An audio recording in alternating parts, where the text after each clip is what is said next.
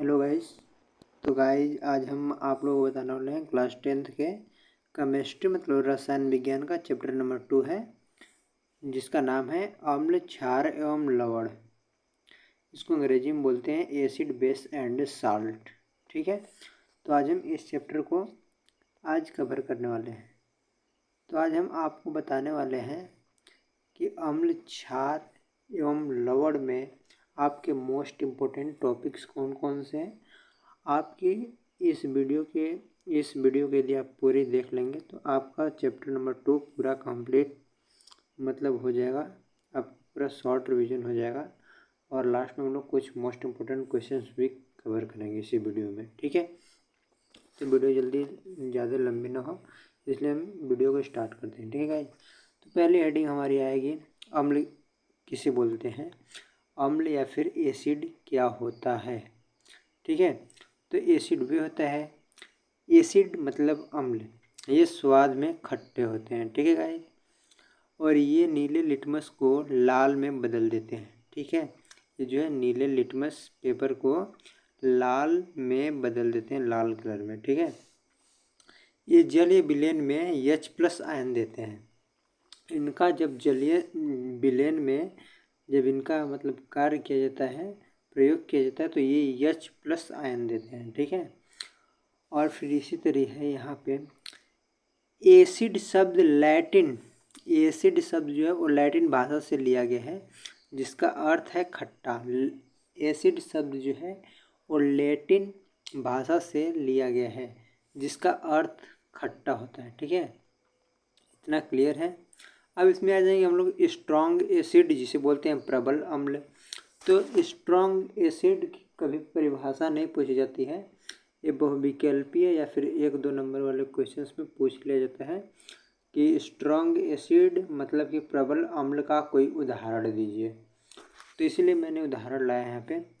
तो strong acid में पूछेगा तो आप दे देंगे HCl या फिर H2SO4 या फिर HNO3। ये जो है ये तीन के तीन ये जो है स्ट्रॉन्ग एसिड है। ठीक है, ये होप क्लियर होगा। आप साथ साथ में नोट्स बनाते जाइएगा। ठीक है, उससे क्या होगा, उससे ये होगा कि आपका कवर मतलब कंप्लीट होता जाएगा, मतलब आपकी सिलेबस ख़त्म होते जाएंगे, आपका नोट्स भी कंप्लीट होते जाएंगे। अब यहाँ पे आएगा हमारा जो है वीक एसिड, जिसे बोलते हैं दुर्बल अम्ल। तो इसका एग्जाम्पल है CH3COOH। ठीक है, CH3COOH, लैक्टिक अम्ल या फिर लैक्टिक अम्ल, और एक होता है ऑक्जेलिक अम्ल। ये 3 उदाहरण हो गए हमारे दुर्बल अम्ल के। और यहाँ पे जो है सांद्र अम्ल, सांद्र अम्ल क्या होता है, जिसमें अम्ल अधिक मात्रा में होता है जबकि जल जो है कम मात्रा में होता है। जल जो है अल्प मात्रा में होता है। ठीक है, और जिसमें अधिक मात्रा में अम्ल होता है लेकिन जल जो है कम मात्रा में होता है, उसे बोलते हैं सांद्र अम्ल। ठीक है, इतना क्लियर है, उसको बोलते हैं सांद्र अम्ल। और तनु अम्ल किसे बोलते हैं, तो तनु अम्ल इसका जस्ट अपोजिट हो जाएगा, जिसमें अम्ल कम मात्रा में होता है जबकि जल अधिक मात्रा में होता है, उसे बोलते हैं तनु अम्ल। तनु अम्ल किसे बोलते हैं, तनु अम्ल जिसमें अम्ल कम मात्रा में होता है जबकि जल अधिक मात्रा में होता है, उसे बोलते हैं तनु अम्ल। ठीक है, अब ऐसे ही हम आ जाएंगे बेस में। बेस मतलब कि क्षार। क्षार ये स्वाद में कड़वे होते हैं, ये लाल लिटमस पेपर को नीले में कर देते हैं। ठीक है, ये जलीय विलयन में OH निगेटिव आयन देते हैं, OH माइनस आयन देते हैं। जब इनका जलीय विलयन किया जाता है तो ये OH माइनस आयन देते हैं। ठीक है, कौन देता है, ये क्षार देते हैं, मतलब बेस देता है। ठीक है, अब स्ट्रॉन्ग बेस क्या होता है, प्रबल अम्ल के उदाहरण हमने पढ़ा। अब यहाँ पे प्रबल क्षार के उदाहरण देख लेते हैं। NaOH, KOH, CaOH का ट्वाइस। ठीक है, CaOH, KOH, CaOH का ट्वाइस। ठीक है, ये है हमारा प्रबल क्षारक का उदाहरण। ठीक है, अब आगे देखेंगे दुर्बल क्षारक में। दुर्बल क्षारक का जो है उदाहरण एक ही मतलब बार बार ऑप्शन में दे देता है, ये ज़्यादा लोगों को मतलब ये बार बार रिपीटेड क्वेश्चन है, इसलिए एक ही इसका उदाहरण दे रहा हूँ मैं। NH4OH ये जो है दुर्बल क्षारक है। ठीक है, अब क्षार किसे बोलते हैं? तो जल में घुलनशील क्षार को क्षार कहते हैं। ठीक है, जल में घुलनशील क्षारक को क्षार कहते हैं। जैसे में NaOH हो गया, KOH हो गया, MgOH का ट्वाइस हो गया। ठीक है, अब लवण क्या होता है? साल्ट जिसे बोलते हैं अंग्रेजी में। तो लवण अम्ल व क्षारक की परस्पर अभिक्रिया से प्राप्त होता है। लवण अम्ल व क्षारक की परस्पर अभिक्रिया से प्राप्त होता है। जो लवण होता है वो अम्ल और जो है क्षारक की परस्पर क्रियाएं जब होती हैं तब प्राप्त होता है। इसका उदाहरण है NaCl नमक हो गया, KCl हो गया। ठीक है, अब ये सूचक क्या होता है? इंडिकेटर्स। ठीक है, सूचक जो है, सूचक नाम सुना सुना सा लग रहा है सूचक का। आप जानते हैं बाइकों में इंडिकेटर्स लगे होते हैं ना दोनों साइड, तो अब वो इंडिकेटर मत समझ लीजिएगा, ये सूचक, इसके बारे में हम अभी बता रहे हैं। ये रंगों का मतलब पहचान करता है, क्षारक है कि अम्ल है। ठीक है, सूचक किसी दिए गए विलयन में अम्ल या क्षारक की उपस्थिति दर्शाते हैं। ठीक है, सूचक किसी दिए गए विलयन में अम्ल या क्षारक की उपस्थिति दर्शाते हैं। इनका रंग या गंध अम्लीय या क्षारक माध्यम में बदल जाता है। इनका रंग या गंध जो भी है वो अम्लीय या फिर क्षारक माध्यम में बदल जाता है। ठीक है, वैसे हम आ जाएंगे सूचक के प्रकार देख लेंगे। सूचक जो है 3 प्रकार के होते हैं, प्राकृतिक सूचक, कृत्रिम या फिर संश्लेषित सूचक, और तीसरा होता है गंधीय सूचक। ठीक है, तो अब इसमें हम देखेंगे इस चार्ट की सहायता से। प्राकृतिक सूचक जो है ये पौधों में पाए जाते हैं। ठीक है, लिटमस लाल पौधे, लाल पत्ता गोभी, हाइड्रेंजिया पौधे के फूल, हल्दी आदि में पाए जाते हैं। ठीक है, ये जो कृत्रिम सूचक होते हैं ये पौधों में पाए जाते हैं। ये लिटमस को जो है लाल होता है लिटमस, और पत्ता गोभी होता है हाइड्रेंजिया पौधे के फूल, हल्दी आदि में पाया जाता है। ठीक है, अब इधर देख लेंगे हम कृत्रिम संश्लेषित सूचक को। तो ये रासायनिक पदार्थ में पाए जाते हैं। ये मेथिल ऑरेंज कलर के होते हैं, और ये फिनाल्फथैलीन जो है नमक के उपद्रवक के होते हैं। ठीक है, ये गंधीय सूचक क्या होता है? इन पदार्थों का गंध अम्लीय या क्षारक माध्यम में बदल जाता है। जो गंधीय सूचक होते हैं इनका जो गंध होता है वो अम्लीय या क्षारक माध्यम में बदल जाता है। जैसे हो गया प्याज, लौंग, तेल आदि। ठीक है, इतना क्लियर है। आप नोट्स बनाते जाइएगा, वीडियो को रोक रोक के स्क्रीनशॉट लेते जाइएगा। ठीक है, अब इधर आ जाइएगा सूचक इंडिकेटर्स। ये है हमारा इंडिकेटर्स। ये इस वाले चार्ट बना है यहाँ पे। तो हम इस चार्ट में देखेंगे रंग गंध में परिवर्तन अम्ल के साथ। ठीक है, और यहाँ पे हम देखने वाले हैं रंग गंध में परिवर्तन क्षारक के साथ। तो सूचक जो होता है लिटमस हो गया, लाल पत्ता गोभी रस हो गया, हल्दी हो गया, ये तीनों जो हम पढ़े हैं ऊपर देखे थे हमने, यही तीनों हैं जो कि हमारा था प्राकृतिक सूचक में ना।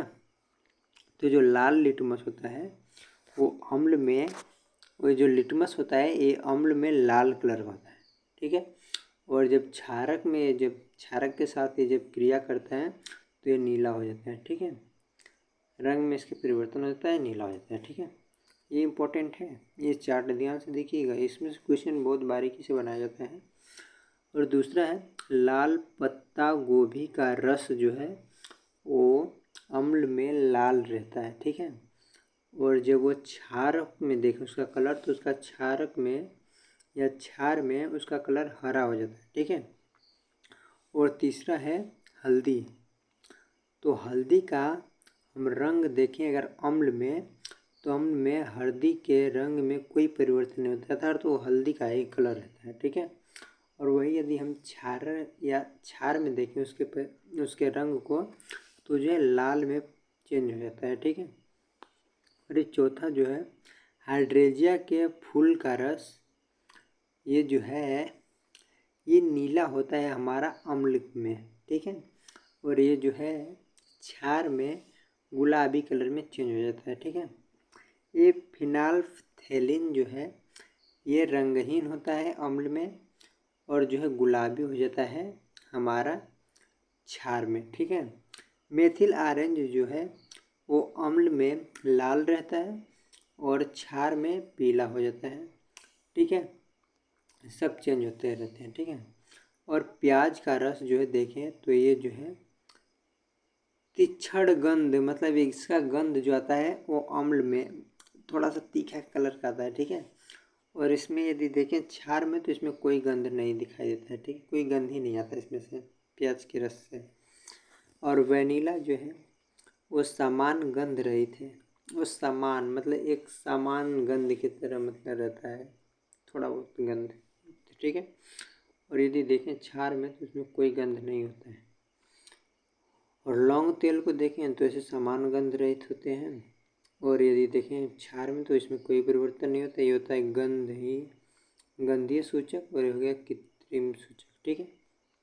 आई होप ये टेबल आपको क्लियर हो गया होगा। हम नेक्स्ट आगे चलेंगे, ये है अम्ल व क्षारकों के रासायनिक गुण, ठीक है। अम्ल व क्षारकों के रासायनिक गुण। धातु की अभिक्रिया, तो धातु की अभिक्रिया दो प्रकार की होती है, अम्ल के साथ होती है और एक बार क्षारक के साथ होती है। तो अम्ल के साथ जो होती है धातु की अभिक्रिया वैसे होती है, अम्ल प्लस धातु बराबर लवण प्लस हाइड्रोजन बनते हैं।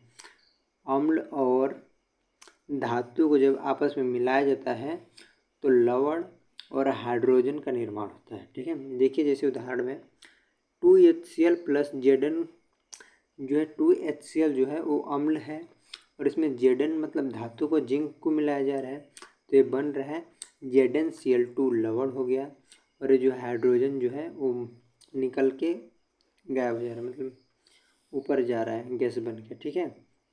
आई होप ये अम्ल के साथ अभिक्रिया जो है आपको समझ में आई होगी, ठीक है। ये बॉक्स में जो है, अब इधर हम देख लेंगे इसको क्षारक के साथ अभिक्रिया। तो क्षारक के साथ जब क्षार और धातु जब आपस में संयोग करते हैं, अभिक्रिया करते हैं, तो लवण और हाइड्रोजन ये भी बनाते हैं, ठीक है। जब क्षार और धातु आपस में अभिक्रिया करते हैं या फिर संयोग करते हैं या फिर जुड़ते हैं, तो लवण और हाइड्रोजन का निर्माण करते हैं ये भी। जैसे उदाहरण में ले लें, इसके हो गया 2NaOH प्लस Zn से बन जा रहा है Na2ZNO2 प्लस H2 गैस बन के वो उड़ जा रहा है, ठीक है। मतलब आप ऊपर की तरफ दिखा दिया जाता है, मतलब गैस यहाँ से मुक्त हो जा रही है, ठीक है। सोडियम जिंकेट बोलते हैं ZNO2 को, ठीक है। यह इतना आपको क्लियर हुआ होगा। मैं जल्दी जल्दी इसलिए बता रहा हूँ ताकि आपका मतलब जल्दी से कवर करा दूँ, ज़्यादा बड़ा चैप्टर नहीं है। आप लोग मतलब नोट्स बना लेंगे तो आप लोग याद वाद कर लेंगे, आपके एग्ज़ाम्स आने वाले हैं। सोच रहा हूँ 2-3 बार वीडियो बना दूंगा अलग अलग पैटर्न पे, तो आप लोग एग्ज़ाम में अच्छे मार्क्स अचीव करोगे, ठीक है। अब यहाँ पे आता है हमारा नेक्स्ट क्वेश्चन, पंप टेस्ट क्या होता है। पंप टेस्ट क्या होता है, ये करना क्यों आवश्यक होता है। तो पंप टेस्ट ये होता है, क्या होता है, अब इसके बारे में हम अभी जानेंगे, जानकारी देंगे हम आपको। पंप टेस्ट क्या होता है, हाइड्रोजन गैस से निहित परखनली के पास जब एक जलती हुई मोमबत्ती लाई जाती है तो पंप की ध्वनि उत्पन्न होती है। इस टेस्ट को हाइड्रोजन की उपस्थिति दर्शाने के लिए प्रयोग करते हैं। पंप टेस्ट क्या होता है? हाइड्रोजन गैस से निहित परखनली के पास जब एक जलती हुई मोमबत्ती लाई जाती है तो पंप की ध्वनि उत्पन्न होती है। इस टेस्ट को हाइड्रोजन की उपस्थिति दर्शाने के लिए प्रयोग करते हैं। इससे पंप टेस्ट से हाइड्रोजन की उपस्थिति का पता चलता है कि हाँ, हाइड्रोजन यहाँ पे उपस्थित है। ठीक है। और आगे नेक्स्ट जो टॉपिक है हमारा आएगा वो पंप टेस्ट वैसे नहीं पूछता एग्जाम में, मैंने बता दिया। एक बार आया था 2005 के लगभग में। मैं ये सब जो भी लाया हूँ ना, ये सब जो मोस्ट इम्पोर्टेंट जो है टॉपिक्स हैं, जो टॉपिक्स मतलब बार बार एग्जाम में 3-4 नंबर के पूछ लिए जाते हैं, उनको मैंने थोड़ा डिटेल में लिखा है। और जो मतलब जो पूछे नहीं जाते हैं उनको ये भी आपकी जानकारी के लिए 1-2 लाइन का मैंने बता दिया है। ठीक है। तो इधर आ गया हमारा एक टेबल है जो है धातु कार्बोनेट तथा अधातु कार्बोनेट की अभिक्रिया। धातु कार्बोनेट तथा अधातु कार्बोनेट की अभिक्रिया जो है दो तरह से होती है। एक बार अम्ल के साथ होती है, एक बार क्षार के साथ होती है। तो हम एक बार अम्ल के साथ होते हुए धातु कार्बोनेट की अभिक्रिया देखेंगे और एक बार क्षार के साथ धातु कार्बोनेट की अभिक्रिया देखेंगे। तो पहले हम देखेंगे अम्ल के साथ जो है धातु की अभिक्रिया, धातु कार्बोनेट की जो अभिक्रिया होती है वो अम्ल प्लस धातु कार्बोनेट जब अपने एक साथ संयोग करते हैं या फिर जुड़ते हैं या आपस में मिलते हैं तो ये लवण प्लस CO2 प्लस जल का निर्माण करते हैं। ठीक है। जब अधातु कार्बोनेट अम्ल के साथ अभिक्रिया करते हैं तो ये अम्ल प्लस धातु कार्बोनेट जब एक साथ जब संयोग करते हैं, जुड़ते हैं तो जो है लवण प्लस CO2 प्लस जल का निर्माण करते हैं। ठीक है। इसका उदाहरण हम देखेंगे 2HCl प्लस Na2CO3 से जब ये जो आपस में जोड़ रहे हैं तो बना रहा है 2NaCl aqueous solutions plus CO2 gas plus H2O जो लिक्विड है। ठीक है। जल बना रहे हैं ना, देख रहे हैं ना। और दूसरा उदाहरण हम देखेंगे जब अम्ल प्लस धातु कार्बोनेट जब बनता है, मिलता है आपस में, मैंने आपको बता दिया है ना कि लवण प्लस CO2 प्लस जल का निर्माण करता है। तो ऐसे ये दूसरा उदाहरण हम देखेंगे HCl प्लस NaHCO2 जो है इससे निर्माण होता है हमारा NaCl aqueous solutions plus CO2 जो कि गैस है प्लस H2O जो कि जल है। आपने देख लिया, दोनों उदाहरण आपके सामने। आप स्क्रीनशॉट लेते रहिएगा और अपने टॉपिक्स कंप्लीट करते रहिएगा। और जब यही धातु कार्बोनेट जो है जब जब क्षार के साथ अभिक्रिया करते हैं तो उस अभिक्रिया में कोई परिवर्तन नहीं होता है, अर्थात कोई अभिक्रिया नहीं होती है क्षार के साथ। ठीक है। धातु कार्बोनेट की क्षार के साथ कोई अभिक्रिया नहीं होती है, इसमें कोई परिवर्तन नहीं होता है। ठीक है। इतना क्लियर है गाइस। अब 19 मिनट हो गए हैं यहाँ पे हमारा वीडियो का, तो हम सोचेंगे जल्दी से वीडियो कंप्लीट हो जाए। ये चूने वगैरह बार बार पूछ लिया जाता है तो इसको मैं देख लूँगा। चूना इम्पोर्टेंट है। चूने के पानी का टेस्ट। ठीक है। उत्पादित कार्बन डाइऑक्साइड को चूने के पानी से प्रवाहित करने पर पानी दूधिया हो जाता है। ठीक है। उत्पादित कार्बन डाइऑक्साइड को चूने के पानी से प्रवाहित करने पर पानी दूधिया हो जाता है। इसका उदाहरण हम देख लेंगे CaOH का twice aqueous solutions plus CO2 gas जब आपस में जुड़ रहे हैं तो बन रहा है CaCO3 प्लस H2O, मतलब कि दूधिया पानी मिल रहा है। सफ़ेद और छेप जिसे बोलते हैं, अधिक मात्रा में CO2 प्रवाहित करने पर, जब इसमें अधिक मात्रा में CO2 गैस जो है प्रवाहित कर देंगे तो ये क्या बनेगा, जल में घुलनशील हो जाएगा। ये इसका उदाहरण हम देखेंगे CaCO3 जो कि है हमारा सॉलिड है, प्लस H2O जो कि लिक्विड है, प्लस CO2 जो है गैस है। ये भी एक जब संयोग करेंगे, जुड़ेंगे एक साथ तो बनाएंगे CaH2O, HCO का थ्राइस, फिर HCO का थ्राइस ट्वाइस।